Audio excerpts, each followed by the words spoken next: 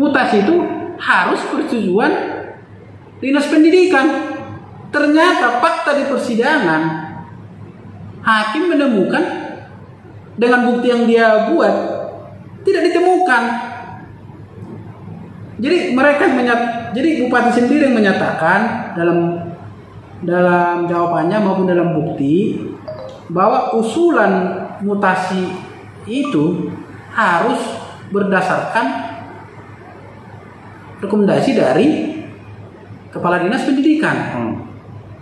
Ternyata dengan bukti yang mereka sendiri tidak ada rekomendasi Dinas Pendidikan. Nah, makanya datang hakim tidak cermat dalam membuat keputusan karena tidak didasarkan pada kebutuhan, informasi dan dokumen yang jelas. Sehingga dikatakan bertentangan dengan asas-asas umum pemerintahan yang baik, khususnya asas kecermatan. Nah, yang menjadi pertanyaan, apa yang salah dalam putusan ini? Enggak ada. Sehingga bandingnya, kita katakan bandingnya hanya mengulur waktu. Ya memang, karena dia sendiri menyatakan harus ada usulan dinas, ternyata dia sendiri yang banding terhadap putusan itu. Maunya apa? Kan itu nih.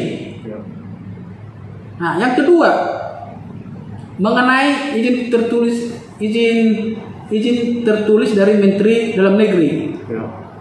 Dia tidak bisa buktikan bahwa ada izin tertulis dari Menteri Dalam Negeri. Jadi apa mau dibanding? Apa hakim salah memutus perkara ini karena mengabulkan gugatan Ibu Rohana? Sedangkan bukti yang meyakinkan itu dari dia. Contohnya, salah satu saya bacakan pertimbangan putusan yang mengutip bukti tergugat semua. Menimbang ini nih, bahwa selanjutnya terkait adanya fakta hukum bahwa tergugat telah mengeluarkan surat keputusan Bupati Bangka-Sundutan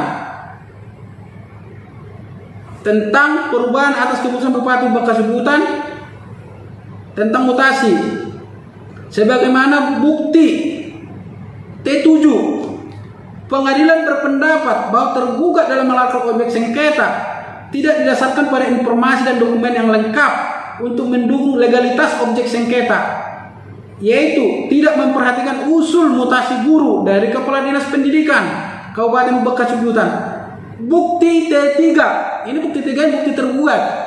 Bukti tergugat 3, sehingga keputusan tergugat tidak dipersiapkan dengan cermat sebelum keputusan objek sengketa tersebut dikeluarkan, sehingga keputusan objek sengketa telah terjadi kesalahan dalam isi keputusannya. Dengan demikian objek sengketa juga telah melanggar asas kecermatan.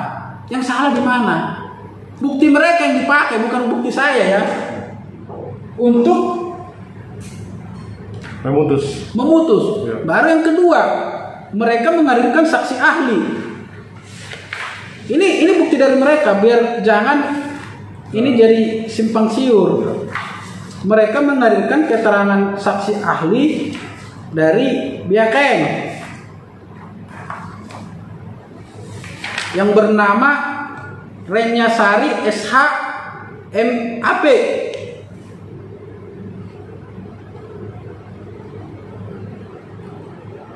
Dikatakan begini, keterangan saksi ahli yang diberikan oleh Bupati, bukan kita yang menghadirkan, bahwa yang menjadi bahan pertimbangan dalam mutasi bagi seseorang PNS, tim harus memperhatikan kebutuhan dan kepentingan suatu organisasi. Kan gitu nih. Bahwa analisa jabatan dan beban kerja diperlukan dalam melakukan mutasi. Jadi kalau tidak ada analisa jabatan dan beban kerja, berarti nggak sah mutasi itu. Itu saksi ahlinya sendiri mengatakan, bukan dari kita pembuktian itu. Apa mau dibanding dia? Itu maksud saya. Jadi Pak Jubrianto sini senyum-senyum saja berarti ya. ini Pemda nggak nggak jernih melihat perkara ini. Enggak, bukan itu aku bilang. Kalau kita melihat dari pertimbangan dengan permohonan banding, makanya saya nanti melihat nomor bandingnya apa. Apakah membantah bahwa Kan aturannya kan kalau dia membantah nih, dia kan akan bantah bahwa izin itu, bahwa mutasi itu telah memperoleh izin dari Menteri Dalam Negeri, kan itu nih. Ya. Buktinya mana? Buktinya mana? Mungkin karena hakim tidak mempertimbangkan sehingga dia perlu banding. Ya. Ini kan nyatanya tidak ada. Ya, ya. Yang kedua, kan hakim menyatakan majelis bahwa mutasi Ibu Nurhana tidak sesuai dengan usulan dinas pendidikan, dan itu ternyata faktanya benar, dan dia sendiri udah mengakui. Yang menjadi pertanyaan juga ini yang lucu bagi saya terkait putusan pengadilan, objek sengketa dalam putusan pengadilan dalam amarnya yang kedua kan menyatakan batal surat keputusan Bupati bekas Hutan nomor 824 atas nama Nurhana Lumbanturuan.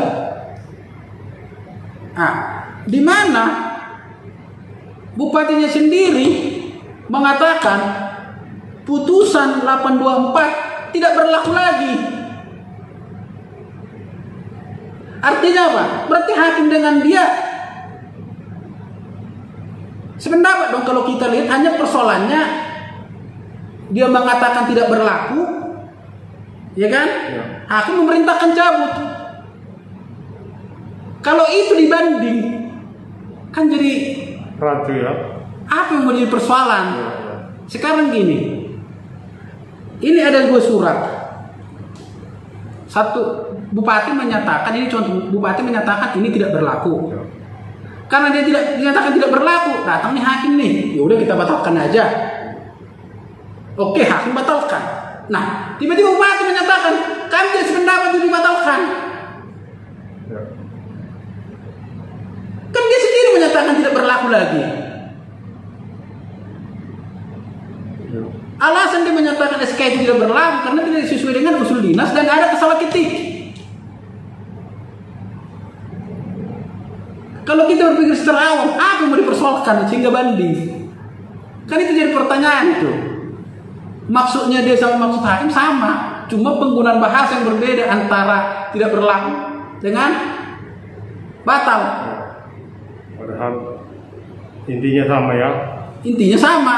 Terakhir Pak Jubrianto, dengan kasus ini Anda bagaimanapun sudah dibicarakan, terutama di Kabupaten Humpang Sundutan, dengan berani memperjuangkan perkara ini. Relatif kan secara umum masyarakat kita sebutlah dia tahu misalnya itu tidak adil, tapi tidak banyak yang pasang badan atau menghadapi yang menjolimi begitu. Apa dibalik keberanian dari Pak Juprianto ini? Ini kan Pemda ini lembaga negara ini dengan memperjuangkan hak dari personal ini kan yang diperjuangkan. Tapi tadi kan konsekuensi hukumnya kan kepada banyak orang ini. Apa dibalik keberanian Pak Juprianto itu yang bisa kita dengar? Kalau saya gini melihat bahwa manusia itu sama semua, dan saya juga meyakini juga karena kan bukannya saya sok-sok rohaniawan, enggak, karena kan pada prinsipnya manusia itu sama diciptakan Tuhan. Jadi saya tidak ada yang saya takuti pejabat apa. Dan saya selama saya berkarir sebagai advokat, bukan hanya bupati aja yang saya hadapi. Itu ada beberapa kita masuk ke Google, ada beberapa kasus bahkan kabar reskrim saya udah pernah peradilan dan itu menang karena ada kesalahan.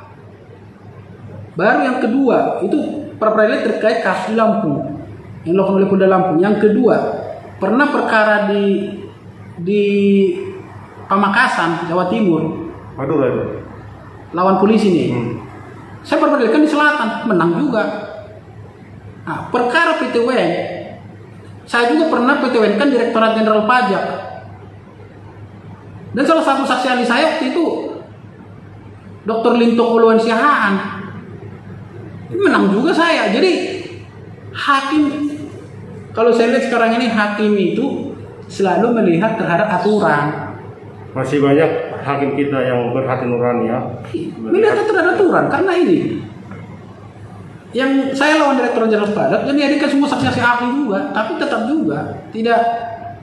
Ini apalagi kesalahan itu kesalahan kecil yang saya hadapi. Ini kesalahan besar, ini bukan kesalahan besar. Okay. Jadi bukan hanya ini aja saya berhadapan dengan pejabat, dan mungkin ini kan aku udah kasih warning dulu ke mereka. Ini hanya awal, bukan ini puncaknya dari perkara ini. Negara akan saya tuntut untuk bertanggung jawab terhadap persoalan ini. Okay. Dan saya akan ajukan gugatan di Pengadilan Negeri Jakarta Pusat terhadap Presiden Republik Indonesia dan juga kepada Ketua Umum PDI Perjuangan, karena itu kadernya, dan juga Kementerian Dalam Negeri, Gubernur Sumatera Utara, perbuatan melawan hukum terhadap ini. Karena apa? Menteri Dalam Negeri juga mengiyakan apa yang dilakukan dia. Jadi akibat ini saya akan minta pertanggungjawaban kepada negara. Itulah puncaknya, bukan di sini.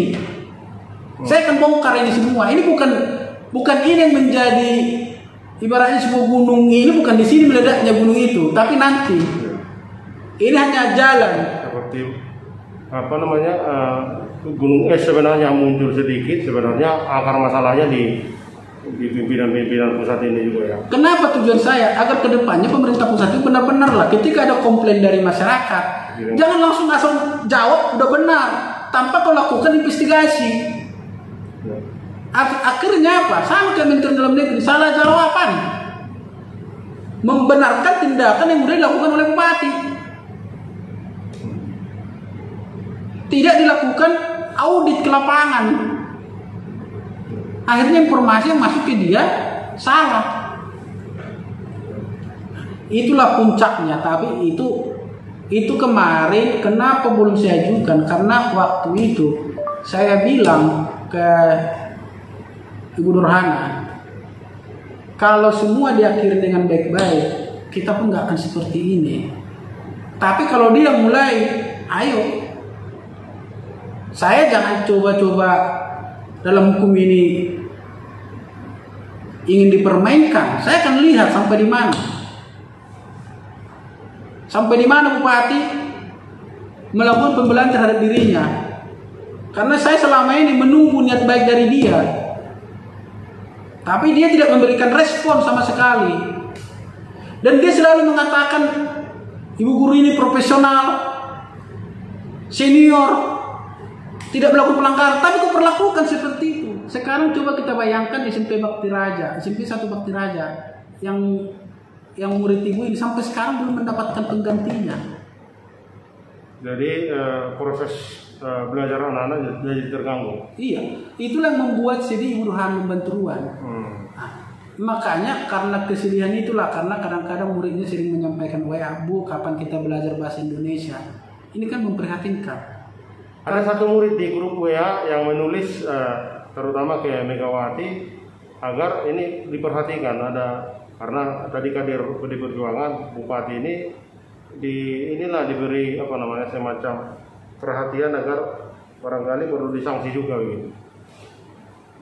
Itu kan respon dari masyarakat, mantan muridnya mungkin. Ya. Mungkin ibu ini kan punya murid lah. Ya.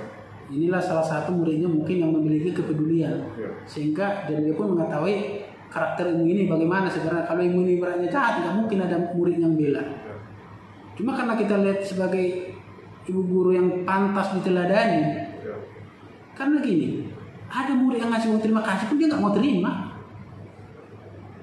Dia pun datang ke sekolah masih suka nyapu. Itu ya. Apa kita perlakukan guru seperti itu senior? Kita berilah dia penghargaan. Apa keinginan diri di masa akhir jabatan? Kalaupun dimutasi, harusnya lakukan dari awal. Jangan pada saat dia mau senja mau pensiun kita perlakukan begitu, sedih kita melihatnya. Makanya itu saya sampaikan kepada orang-orang, ayolah kita hormatinlah guru-guru kita. Sekarang gini, kalau kita udah menyakiti guru, bagaimana pendidikan mau maju?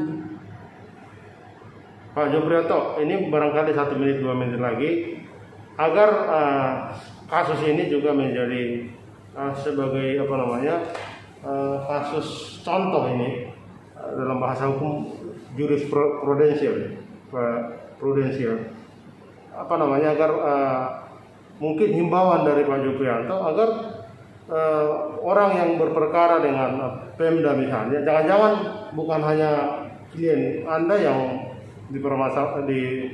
mendapat kejoliman yang begini, tapi barangkali ada yang lebih lagi begitu. Apa yang Anda himbau ke mereka untuk tidak gentar membela hak sebagai pegawai negeri atau ASN? Saya gini, inilah keinginan saya karena melihat persoalan yang terjadi di daerah-daerah, apalagi kan tempat lahir saya, Kabupaten Humbang Kasudutan. Saya punya keinginan ingin membuat posko di Humbang Kasudutan, dan posko ini rencananya untuk menangani pengaduan persoalan-persoalan di Humbang Kasudutan. Posko hukum ya? Iya, agar tidak ada ketakutan. Karena gini, kalau saya berbincang-bincang dengan beberapa yang mengalami seperti Bu Nurhana Lubanturuan, jawaban mereka apa? Kalau lawyer-lawyer daerah ini kami nggak sanggup bayar karena semua ujung-ujungnya uang. Tidak ada yang memberikan perhatian. Jadi, kalau kita mau pakai mereka kita harus bayar. Kita kan buruh, dari mana uang kita? Akhirnya mereka ya mengikuti aja. Sama mungkin kayak Ibu Nurhana ini. Kalau saya nggak katakan nggak usah bayar, mungkin dia mikir untuk melakukan upaya hukum ini. Paling dia akan mengajukan permohonan pensiun. Cuma karena katakan saya jamin tidak ada bayaran, tidak ada pungutan biaya. Akhirnya dia punya keberanian. Itulah, jadi harapan saya mudah-mudahanlah itu cepat terrealisasi sehingga kita bisa menyelesaikan persoalan-persoalan di Humbang ini, walaupun apa yang kita lakukan itu tidak besar dampaknya, tapi kita memulai dari hal-hal kecil. Artinya bisalah kita ini memberikan, dengan adanya posko ini maka orang punya keberanian. Karena kan gini, kalau kita bikin cuma ayo jangan takut, tapi kita nggak punya sarana, itu nggak akan tercapai harapan kita, cita kita. Itu keinginan saya, dan mudah-mudahan itu cepat terrealisasi. Saya akan bikin posko pengaduan di Dolo Sanggol. Itu tujuan saya. Dengan adanya itu, maka kita bisa menampung apa yang menjadi keluh kesahnya di daerah itu. Karena saya melihat persoalan itu begitu banyak di sana. Apalagi kita lihat sekarang ini terkait masalah antar bupati dengan DPRD, dengan ketua DPRD. Tapi mereka tidak ada buntu kan? Solusi yang tidak ada solusi. Ya. Makanya itulah cita-cita saya, bukan karena saya membuat itu karena tujuan saya politik, enggak. Saya nggak suka dengan politik. Tapi untuk belajar politik iya. Ya. Jangan dipikir orang apa saya lakukan ini adalah bermaksud ingin mengambil panggung politik, enggak. Saya juga dari dulu menghindari namanya media. Ya. Ini saya udah terjerumus ini kalau aku bilang. Karena terus terang aja, saya kan pegang beberapa perusahaan. Tentu kan saya tidak mau ini saya terekspos lah, biasa aja lah. Tapi karena ini udah terlanjur, mau nggak mau saya lanjutkan. Tapi bukan untuk manfaat untuk politik. Makanya saya sebenarnya dari dulu berharap ini selesai dengan baik-baik. Makanya saya sudah melakukan upaya maksimal untuk penyelesaian ini. Ya. Tapi dari sana yang tidak ada respon. Yang dari sana cuma menyuruh kita supaya ingin mengajukan permohonan pensiun. Kan itu bukan solusi. Kasihan anak-anak itu gitu. Apalagi ini bentar lagi mau ujian, anak-anak nggak masuk. Contohnya ini dengan perkara ini kan akhirnya mereka nggak dapat pelajaran bahasa Indonesia karena cuma satu guru di Bakti Raja. Murid-murid ibu ini akhirnya nggak belajar. Makanya ada WAKB itu, Bu, kapan kita belajar? Bu. Makanya gara-gara ada itu, ibu itu minta saya, Pak Purba, tolonglah buat surat ke Kementerian Dalam Negeri, tembuskan ke Bupati agar sementara dalam proses hukum biarlah dia banding ataupun biarlah dia melakukan upaya hukum, yang penting saya tetap diizinkan izin mengajar di SMP 1 Bakti Raja. Itu keinginan dia, bukan oke silakan kau banding, tapi berikan saya izin mengajar. Tapi itu kan mereka tolak. Karena udah dibilang, aku pun tidak akan bisa melaksanakan tugas. Mau kalian pensiunkan saya, silahkan. Karena memang saya nggak mampu lagi, tapi mereka bilang harus dijalani. Kan yang keras kepala di sini siapa? Dia minta lo baik-baik karena melihat situasi murid yang nggak dapat pelajaran bahasa Indonesia. Dia minta baik-baik agar diberikan izin mengajar di SMP 1 Bakti Raja sampai putusan ini ingkrah. Tapi tidak diberikan. Kalau kita melihat ini, bagaimana? Berarti dia demi ego pribadi mengesampingkan pendidikan. Apa banding dia memiliki manfaat? Enggak. Kalau kita bicara nih dalam hal keputusan, harusnya keputusan ini kan bupati membuat keputusan itu harus bermanfaat, karena ini kan menyangkut pendidikan. Harusnya memiliki manfaat terhadap dunia pendidikan. Ternyata keputusan ini kan merugikan dunia pendidikan. Di mana merugikannya? Itu SMP 1 Bakti Raja nggak mendapatkan. Sebagian siswa SMP Bakti Raja tidak mendapatkan pelajaran bahasa Indonesia. Nah, ketika dia banding, itu saya bilang, ketika diberikan putusan, silakanlah kau mengajar kembali, tapi ketika nanti putusan ingkrah, kau jalankan ya pekerjaanmu, apa itu nggak baik? Tapi dia bersikeras harus kepakat, tidak bisa ditawar. Nah, sekarang kita bisa, makanya respon masyarakat begitu. Coba kita bayangkan kalau sampai harus kepakat, kan itu. Jadi saya pun bukan menggunakan untuk tujuan politik, enggak, karena saya tidak, udah aku bilang beberapa kali sampaikan, tidak suka saya untuk terjun ke politik. Kalau itu terjun dari dulu silakan.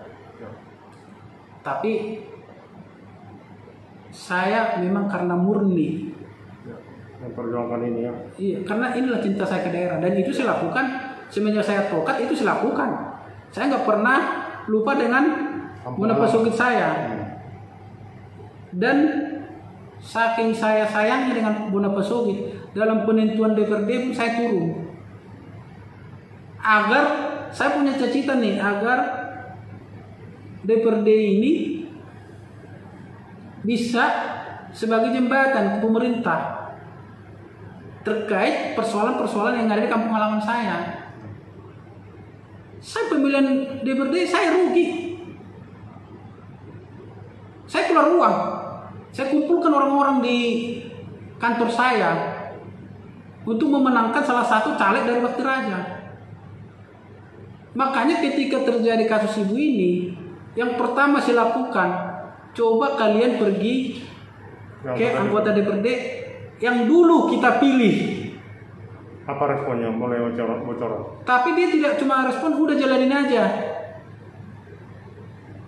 Harusnya kan dia lakukanlah pendekatan. Makanya itulah saya mengatakan kekecewaan saya. Karena apa?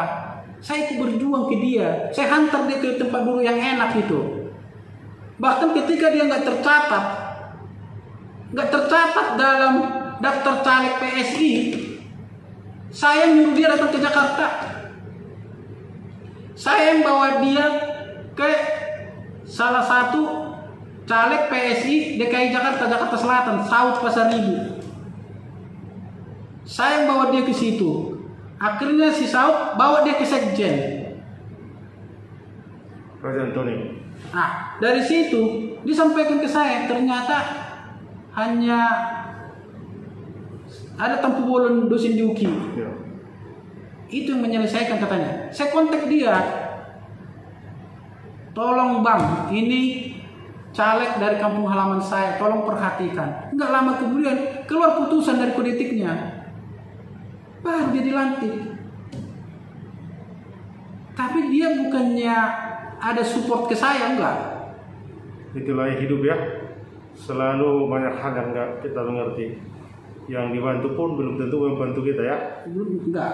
Itu saya bilang, saya tempatkan dia keduduk, makanya saya tempatkan dia keduduk singgah sana, tapi cita-cita saya kan untuk melindungi keluarga saya contohnya, ternyata bukan. Ketika duduk ya lupa. Oke Pak Juprianto, suara Tabian Channel sudah banyak mendengar tadi apa namanya yang dipikirkan, dirindukan oleh Juprianto Purba, seorang putra daerah dari Hubang Suntutan, memberi yang terbaik artis hukum. Dia tidak tendensi pada Pemda atau dalam hal ini Bupati, tetapi semata-mata ingin menegakkan kebenaran. Suara Tapian Channel juga diniatkan sebagai media komunitas di kawasan Danau Toba untuk memberi pencerahan, paling tidak seperti air kami akan hadir menetes memberitakan berita yang menyejukkan. Terima kasih.